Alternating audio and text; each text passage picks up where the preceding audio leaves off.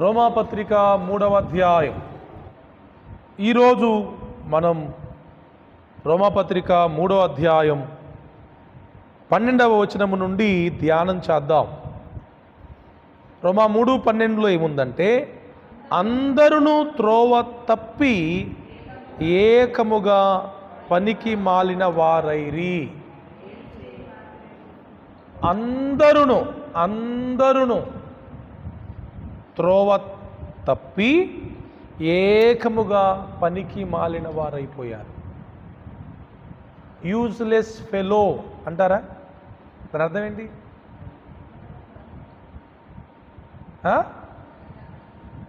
స్టైల్గా తిట్టే తిట్టిది, చాలా స్టైలిష్గా తిట్టే తిట్టిది యూజ్లెస్ ఫెలో అంటారు. అంటే దేనికి పనికి రాని వాడు అని అర్థం, దేనికి పనికి రానిది అని అర్థం. You are fit for nothing. అసలు ఆ మాట ఎంత భయంకరమైన మాట! ఎలాంటి వారిని ఆ మాట అంటారు? చిన్న పని చెప్పినా కూడా చేసుకొని రాలేదనుకోండి, తిడతారు.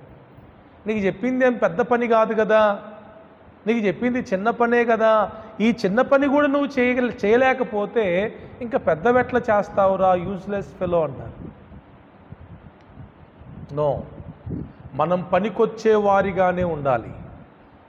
అవునా? నేను నా కుటుంబానికి పనికొచ్చే వ్యక్తిగా ఉండాలి, నేను నా సంఘానికి పనికొచ్చే వ్యక్తిగా ఉండాలి, నేను నా సంఘానికి పనికొచ్చే వ్యక్తిగా ఉండాలి. నా వలన నా కుటుంబం బాగుపడాలి, నా వలన నా సంఘం బాగుపడాలి, నా వలన నా సమాజం బాగుపడాలి. ఇలా బ్రతకాలి మనం. చాలామంది పనికొచ్చే పనులు చేయరు, పనికి రాని పనులే చేస్తారు. మీరు ఏ పని చేస్తున్నా ఇది ఎంతమందికి ఉపయోగపడుద్ది అని ఆలోచించుకొని చేయాలి. నీ చేతికి వచ్చిన ఏ పనైనను శక్తి లోపము లేకుండా చెయ్యి అని అంటాడు ప్రసంగిలో. ఎందుకంటే ఇదే జీవితం, ఇంకా చచ్చిపోయినాక చేయడానికి ఏమీ లేదు. Nothing to do after our death. మనం చనిపోయిన తర్వాత ఇంకా చేయడానికి ఏం లేదు. బ్రతికున్నప్పుడే మన చేతికి ఏ పనైతే దేవుడిచ్చాడో ఆ పని శక్తి లోపము లేకుండా చేయాలి. కొంతమంది పని దొంగలు ఉంటారు. అసలు ఆ పదమే మంచిది కాదు. ఈమె పని దొంగ, ఈయన పని దొంగ అని ఎవరు అనకూడదు మనల్ని. మనకి ఒక పని అప్పగింపబడినప్పుడు ఆ పనికి మనం న్యాయం చేయాలి. కుటుంబంలో భార్యవా అయితే నీ పని సక్రమంగా చెయ్యి, కుటుంబంలో భర్తవా అయితే నీ పని సక్రమంగా చెయ్యి, కుటుంబంలో పిల్లలుగా ఉన్నారా మీరు, మీ పని మీరు సక్రమంగా చేయండి. చూడండి, ఒక కుటుంబంలో గొడవలు ఎందుకు వస్తాయంటే, కుటుంబంలో ఉన్న నలుగురో ముగ్గురో వాళ్ళ పనులను సక్రమంగా చేయనప్పుడే డిస్కషన్స్ వస్తాయి. ఎవరి పని వాళ్ళు చేసేసుకుంటే నో మోర్ డిస్కషన్స్. చేయాల్సింది నువ్వు చేయలా, ఇది కూడా ఇప్పుడు ఎవరి మీద పడుద్ది? వేరే వాళ్ళ మీద పడుద్ది. అంతే కదా. నేను నా పని నేను చేయలేదంటే నా పని ఇంకొకటి చేయాలిగా. అది లోడ్ ఎక్కువైనప్పుడు వాళ్ళకు కొంచెం మనసు బాధ అనిపిస్తుంది. అన్నీ నేనే చేయాలా, ఇంకా నువ్వు ఎందుకుంటావు మరి, ఇంట్లో నువ్వేం పని చేయవా, తింటం పడుకోవడమేనా అని తిట్లు మొదలవుతాయి. అందుకే మనం పనికి మాలిన వారంగా, పని దొంగలంగా ఉండకూడదు. మన పని ఏంటో మనం చేయాలి, ఖచ్చితంగా ఉండాలి. మనకంటూ పని ఉండాలా లేదా? కుటుంబంలో నీకంటూ ఒక పని ఉండాలి. నాకేం పని ఉండదండి మా ఇంట్లో అంటారు కొంతమంది. అది పెద్ద స్టైల్ అనుకుంటున్నారేంటి? నువ్వు చేతగాని వాడవని అర్థం. నీకే పని లేదు, ఏ పని చెప్పట్లేదంటే అర్థం ఏంటి? నువ్వు చేతగాని వాడివి, పని దొంగవి, పనికి మాలిన వాడివి. నో, ప్రతి ఒక్కరూ ఖచ్చితంగా కుటుంబంలో పని కలిగి ఉండాలి, సంఘములో పని కలిగి ఉండాలి, సమాజములో కూడా పని కలిగి ఉండాలి. కొంతమంది సోషల్ యాక్టివిటీస్ చేస్తారు, తెలుగులో ఏమంటారు? సామాజిక సేవ చేస్తారు. ఇక వాళ్ళే చేసుకుంటారులే, నాకేం పని అనొద్దు. సమాజంలో మనం కూడా పౌరులమే కదా, సామాజిక సేవ మనం కూడా చేయాలి. మన వల్ల ఏదైతే ఉపయోగకరమైనది ఉందో అది మనము చేయాలి. సొసైటీలో మనం బాధ్యులంగా ఉండాలి, సమాజానికి ఉపయోగపడాలి, సంఘానికి ఉపయోగపడాలి. సంఘంలో మీ పని ఏమన్నా ఉందా ఆలోచించుకోవాలి. ఏం పని లేదండి పాస్టర్ గారు, వరకనే వచ్చి కూర్చొని వెళ్ళిపోతున్నా అంటే నువ్వు సంఘంలో పనికి మాలిన వ్యక్తివి. ఖచ్చితంగా సంఘానికి వచ్చేవారు సంఘములో ఏదో ఒక పని కలిగి ఉండాలి. ఎందుకంటే మీరు సంఘ సభ్యులు కదా. కుటుంబ సభ్యులైతే కుటుంబంలో పని, సంఘ సభ్యులైతే సంఘంలో పని, సమాజములో సభ్యులమైతే సమాజంలో పని కలిగి ఉండాలి. సింపుల్ చెప్తా వినండి. బండి వేసుకొని వెళ్తున్నాం, మన ముందు వేరే బండి వెళ్తుంది, 2 వీలర్, స్టాండ్ తీసుకోలేదు. చూసా, నాకెందుకులే అనుకుంటామా? అనుకుంటారు చాలామంది. మీరెవరు అనుకోరు అట్లా? నిజమేనా? అలా అయితే మీరు చాలా మంచోళ్ళు. నాకేం పని, పోతే పోనీలే అనుకుంటారు చాలామంది. నో, సమాజములో బాధ్యత కలిగిన వారముగా అవసరమైతే కొంచెం ముందుకెళ్ళి పిలిచి అయ్యా స్టాండ్ తీసుకోమని చెప్పాలి. చిన్న పని. ఈ చిన్న పని మనం చేయడం ద్వారా వాళ్ళు గొప్ప ప్రమాదము నుంచి తప్పించబడతారు.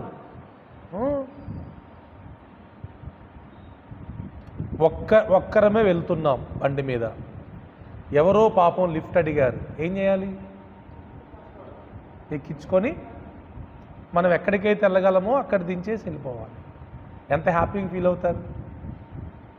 నేను నిన్ననే అన్నారం వెళ్తున్న మనుగూరు నుంచి మాంటిసోరి స్కూల్ దగ్గర ఒక సిస్టర్ గారు,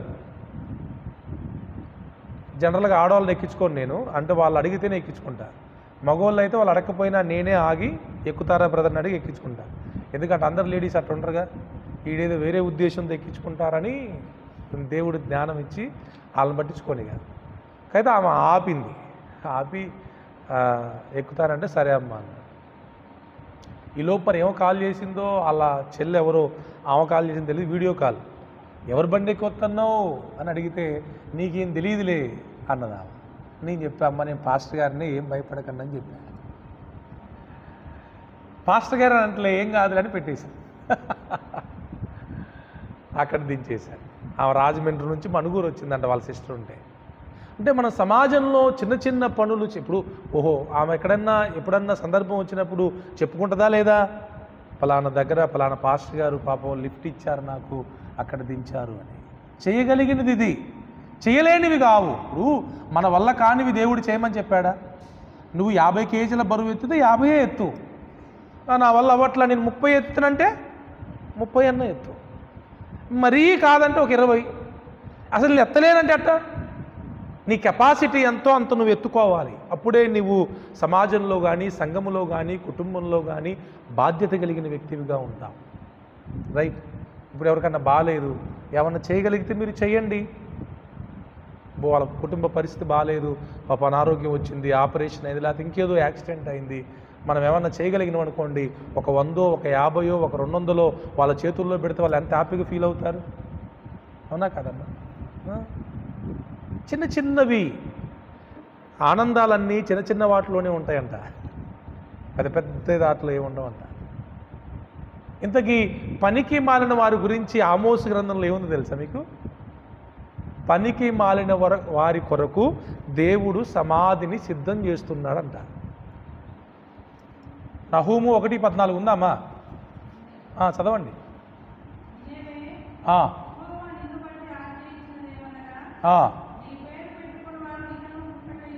ఓకే.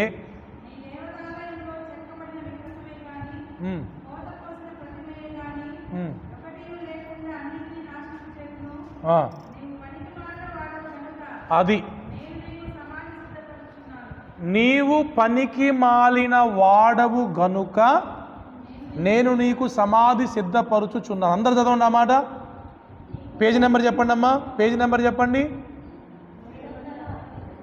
768 అంట. 768వ పేజీలో ఉందంట. ఏముంది కింద? నీవు పనికి మాలిన వాడవు గనుక నేను నీకు సమాధి. అందుకే ఈ తిట్లు కూడా ఇట్నే ఉంటాయి. ఇంకెందుకు బతుకుతున్నావు మరి? చచ్చిపోరాదు నువ్వు? ఏం పని చేయను లేవంటరిగా? నువ్వు భూమికి భారం, చచ్చిపోరాదు? దేవుడు చెప్తున్నాడు, పనికి మాలిన వారిని దేవుడు వారి కోసం ఏం చేస్తున్నాడు? సమాధిని సిద్ధం చేస్తున్నాడు. ఇంకో మాట బాగా వినండి అమ్మా. పౌలు అంటాడు పత్రికల్లో రాస్తూ, పని చెయ్యకుండా భోజనం చేయొద్దు. నువ్వు పని చేసే వ్యక్తివైతేనే భోజనం చేయాలి.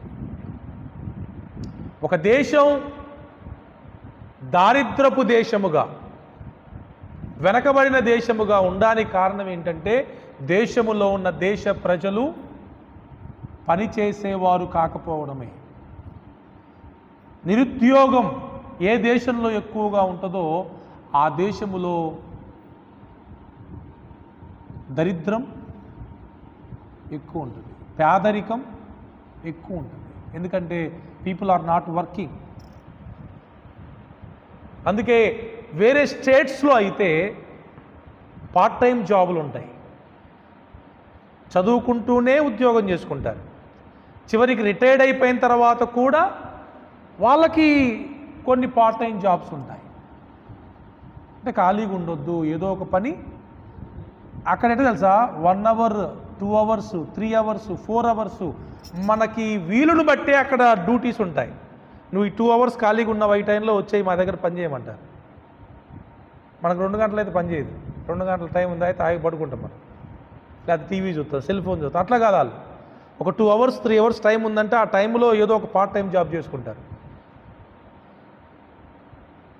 ఓకే, మొదటి విషయం ఏంటంటే మనం పనికొచ్చే వారిగా ఉండాలి. రెండు విషయాలు చెప్తూ వినండి. క్రైస్తవులముగా మనం ప్రజలకి పనికొచ్చే వారిగా ఉండాలి, ప్రభువుకి పనికొచ్చే వారిగా ఉండాలి. మన వలన ప్రజలకి మేలు జరగాలి, మన వలన దేవునికి మేలు జరగాలి. మనం ప్రభువు పని చేయాలి, ప్రజల పని కూడా చేయాలి. పిలుపు రాసిన పత్రికలో ఉంటుంది, మీరందరూ మీ సొంత కార్యములనే చూచుకొనుచున్నారు కానీ ఇతరుల కార్యాలను చూడరు అనే మాట 2వ అధ్యాయంలోనే. మీరందరూ మీ సొంత కార్యములనే చూసుకొనుచున్నారు కానీ యేసుక్రీస్తు కార్యములను చూడరు అంటాడు. 3 రకాల పనులు ఉంటాయి: నా సొంత పని, ప్రజల పని, ప్రభువు పని. ఇప్పుడు మీరు చెప్పండి, మీ పని మీరే చేసుకుంటున్నారా, లేకపోతే ప్రజలకు కూడా ఏమన్నా పని చేస్తున్నారా, లేకపోతే ప్రభువుకు కూడా ఏమన్నా పని చేస్తున్నారా? కొంతమంది అయితే వాళ్ళ పని వాళ్ళు కూడా చేసుకోరు, వీళ్ళ పని కూడా వేరే కూడా చేయాలి. అది దుర్మార్గం, అది దౌర్జన్యం. అసలు ఆ దేవుడు మెచ్చడు. అసలు వాళ్ళని సోమరిపోతులు అంట తెలుసా? సోమరి వాడంటే ఏంటి? ఏం పని చేయడుగా. సామెతల గ్రంథంలో సొలొమోను చాలా బాగా రాస్తాడు సోమరుల గురించి. ఇగో ఈ ప్లేట్లో ఉన్న అన్నం నోటికి కూడా రావడానికి చాలా కష్టంగా ఉంటుందంట వాళ్ళకి. ఎవరైనా తిని పెడితే బాగుంది అనుకుంటారట వాళ్ళు. నో అమ్మా, అస్సలు మనం సోమరులుగా ఉండొద్దు, పనికి మాలిన వారిగా అస్సలు ఉండొద్దు. మన పని మనం చేసుకోవాలి, అట్ ద సేమ్ టైం ప్రజల పని కూడా చూడాలి, అదేవిధంగా దేవుని పనిలో కూడా వాడబడాలి. అర్థమైందా? అయ్యగారు ఉన్నారులే దేవుని పని చూసుకుంటారులే, కుదరదు. సంఘం అంటే ఇదొక టీమ్ వర్క్ అన్నమాట. Team work. నేను కెప్టెన్ అయితే మీరందరూ ప్లేయర్స్, టీమ్ మెంబర్స్. నాతో పాటు కలిసి మీరు పని చేస్తేనే, మీతో పాటు కలిసి నేను పని చేస్తేనే మనం దేవుని రాజ్యాన్ని కట్టగలం. మీరే చేస్తారులే అని నేను మిమ్మల్ని వదిలేసిన, అయ్యగారే చేస్తారులే అని మీరు నన్ను వదిలేసిన ఏమైంది? దేవుని పని ఆగిపోయింది. పార్ట్నర్షిప్ ఉండాలి, మనమందరం కలిసి దేవుని పని చేయాలి. ఓకే, ఈ 3 గుర్తుపెట్టుకోండి. ప్రభువు దగ్గరికి వెళ్ళిన తర్వాత అడుగుతాడు, నీ పని నువ్వు ఎంత చేసుకున్నావు, ఇతరుల పని ఎంత చేసినావు, నా పని ఎంత చేసినావు అడుగుతాడు. నువ్వు బిత్తర చూపులు చూస్తే ఆడ కుదరదు, సమాధానం చెప్పాల్సిందే. ఇంకోటి తెలుసా, మన సమయాన్ని ఈ 3 కోసం షేర్ చేయాలి, పంచుకోవాలి. ఓకే, నా పని కోసం ఇంత సమయం, ఇతరుల పని కోసం ఇంత సమయం, దేవుని పని కోసం ఇంత సమయం. 24 గంటల్ని మనం షేర్ చేసుకోవాలి. నా పనికి కొంత సమయం, ఇతరుల పనికి కొంత సమయం, దేవుని పనికి కొంత సమయం. ఇంకో మాట కూడా చెప్పాలి, దేవుడు మనకిచ్చే ధనం ఉంటుందా, డబ్బు మొత్తం మందే కాదు, డబ్బంతా మందే కాదు. లేవీలకు రాసిన లేవీ పుస్తకంలో, లేవీ గ్రంథంలో చెప్తాడు, దేవుడు చాలా స్పష్టంగా చెప్తాడు, పంట కోసేటప్పుడు పనులు కొన్ని విడిచిపెట్టాలి, దానిని పరిగగా కొంతమంది ఏరుకుంటారు. నేను పరిగ ఏరుకున్న వ్యక్తిని, మీకు తెలుసా? మీరు వెళ్ళారా పరిగకి ఎప్పుడన్నా? వెళ్ళారా? నేను వెళ్ళాను.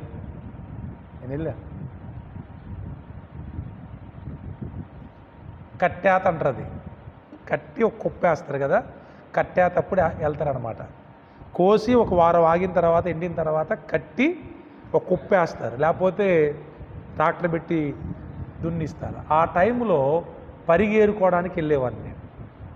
కొన్ని ఏరుకొని వచ్చి ఆ వడ్లన్నీ మళ్ళీ చేసి కొట్టుకాడ అమ్ముకుంటే వాళ్ళు 5 రూపాయలు, 10 రూపాయలు, 2 రూపాయలు ఇచ్చేవాళ్ళు. ఎమ్మ ఆనందం అప్పుడు. కొంతమంది ఒక్క పరిగ కూడా పోనీయరు, కొంతమంది చాలా జాగ్రత్తగా చేస్తారు. కానీ బైబిల్ ఏం చెప్తుంది తెలుసా? పరిగ పోనివ్వాలి, విడిచిపెట్టాలి. అంత మాత్రమే కాకుండా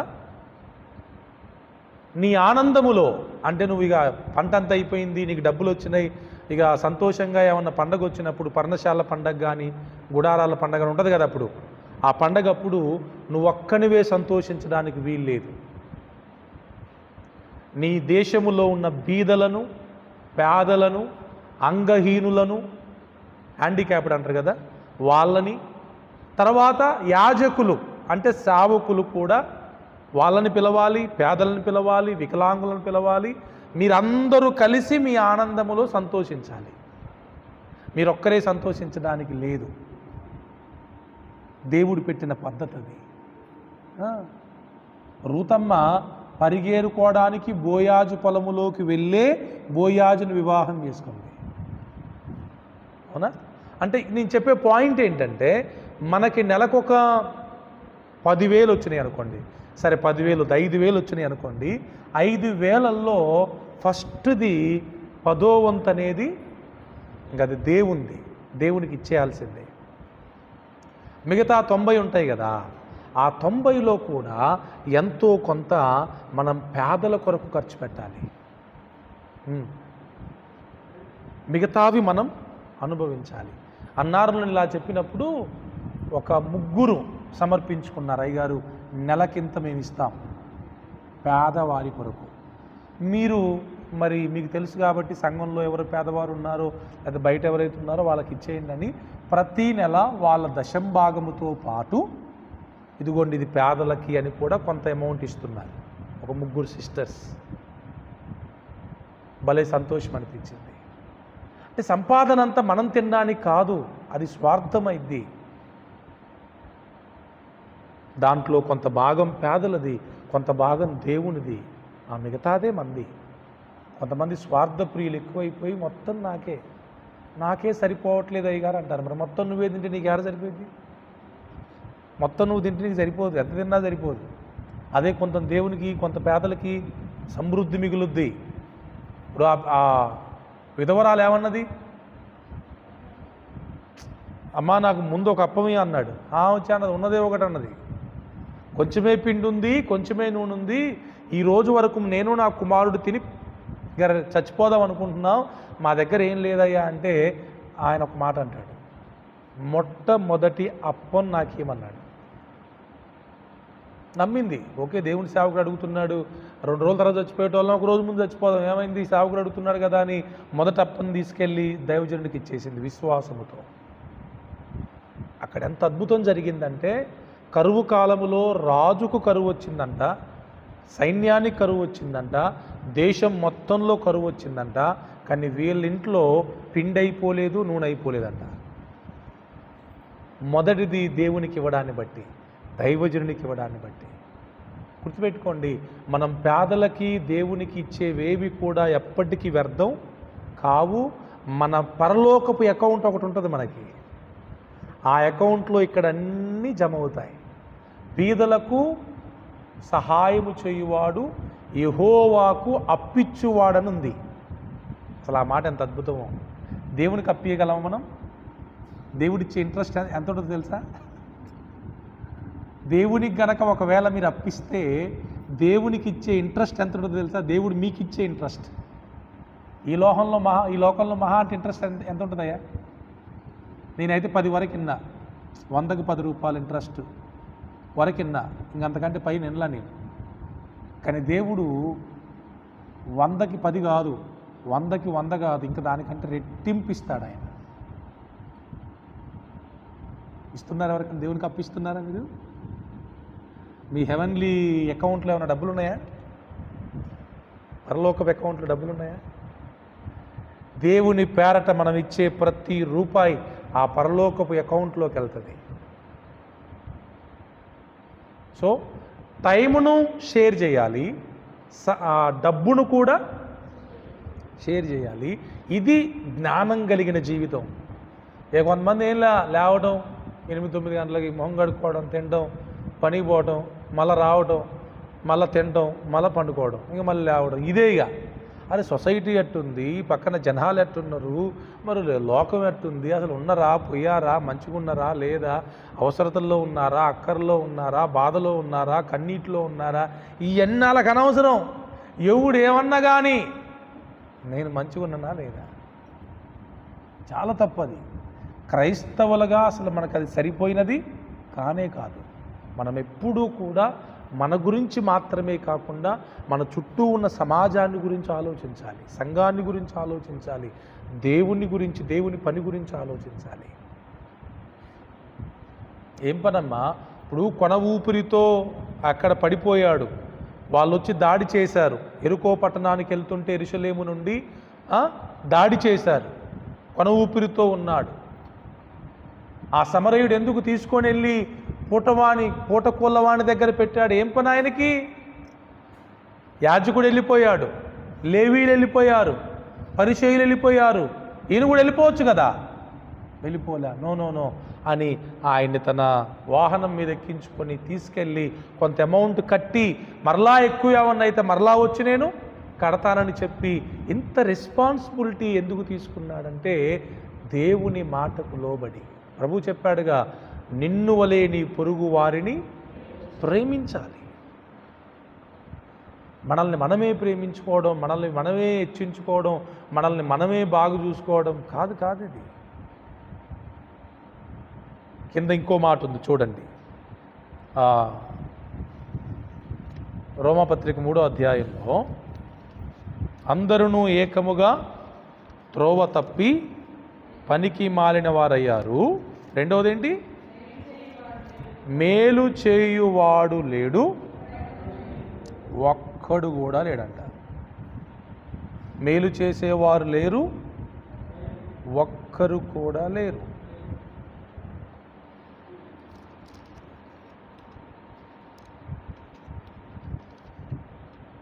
ఒకసారి 3వ యోహాను పత్రిక 11వ వచనం చూడండి. చివర్లో, బైబిల్ చివర్లో 3 John, ఎస్, ఓకే,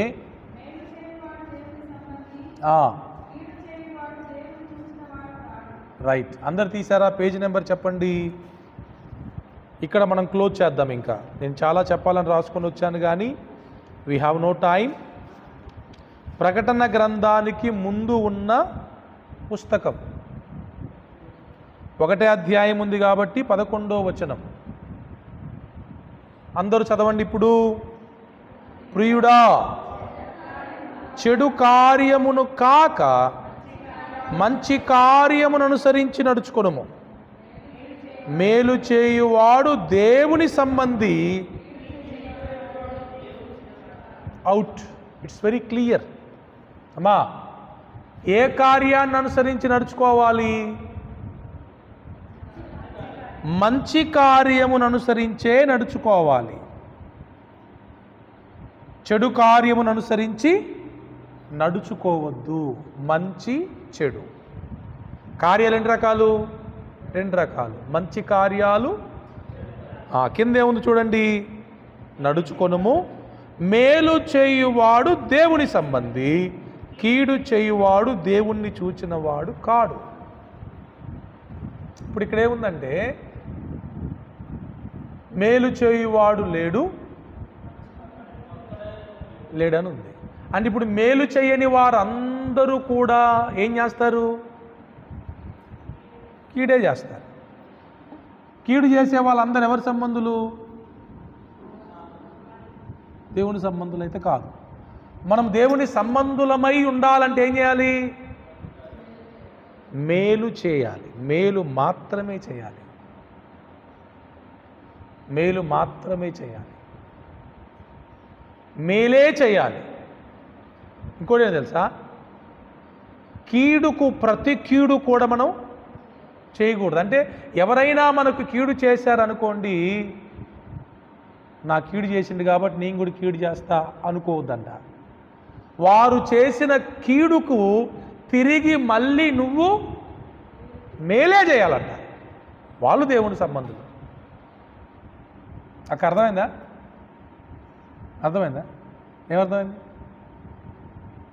నీకెవరైనా కీడు చేశారనుకోండి, జనరల్గా ఎవరైనా నేను తిడితే నీకేమనిపిస్తుంది? తిరిగి తిట్టాలనిపిస్తుంది.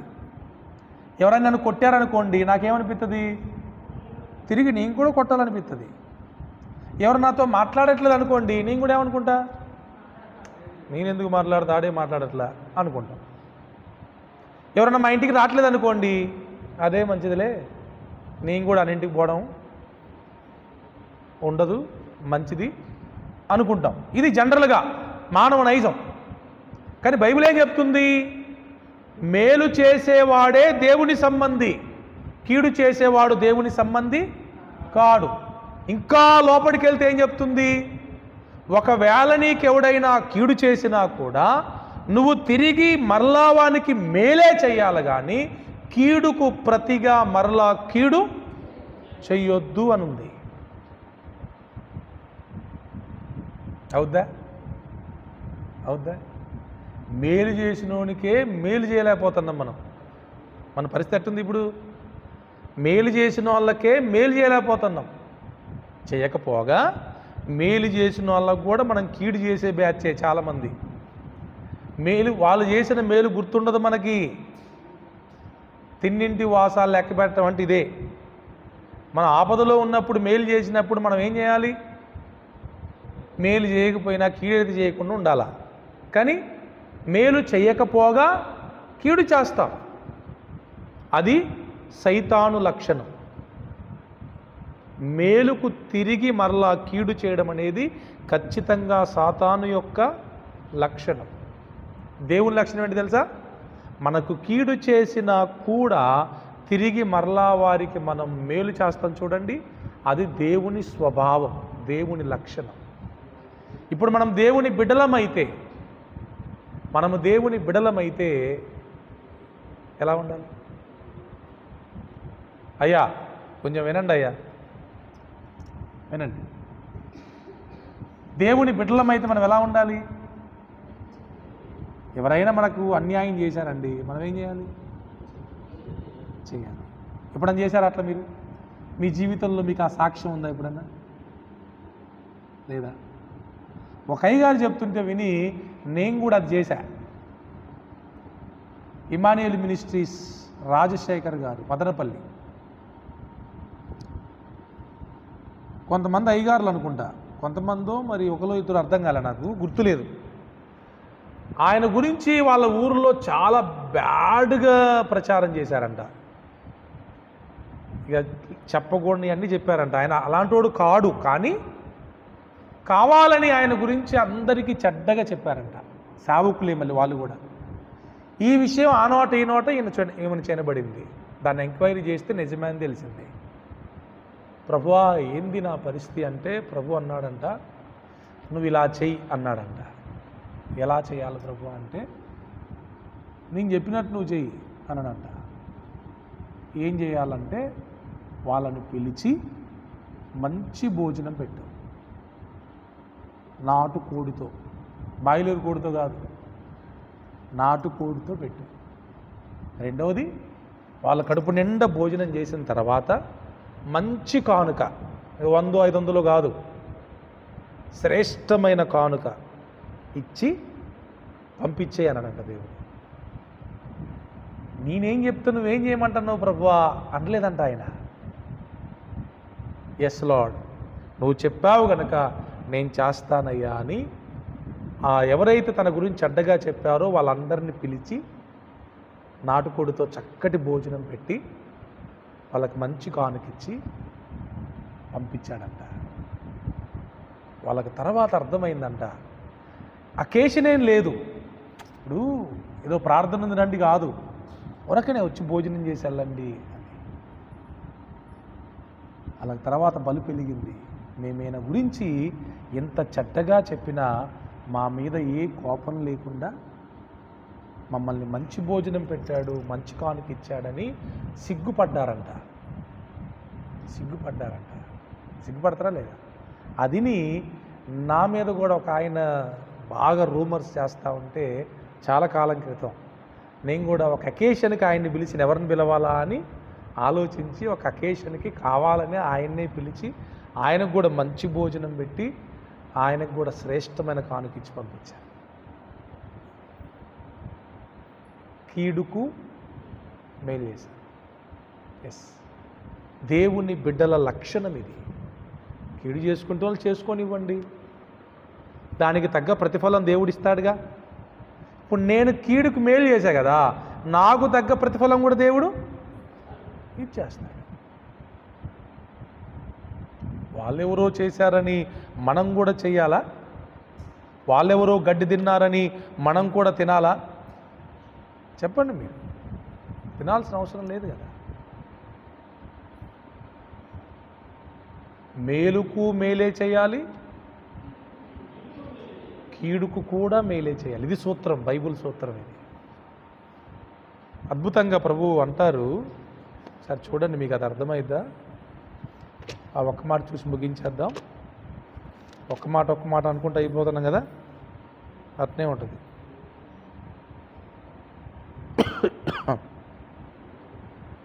మత్తయి సువార్త 5వ అధ్యాయం. ఎక్సలెంట్ వర్డ్స్ ఇవి, జస్ట్ చదువుతాను, మీరు దాని గురించి ఆలోచన చేయండి. మత్తయి సువార్త 5:43-48 నేను చదువుతున్నా. అందరు తీశారా? Page number 6.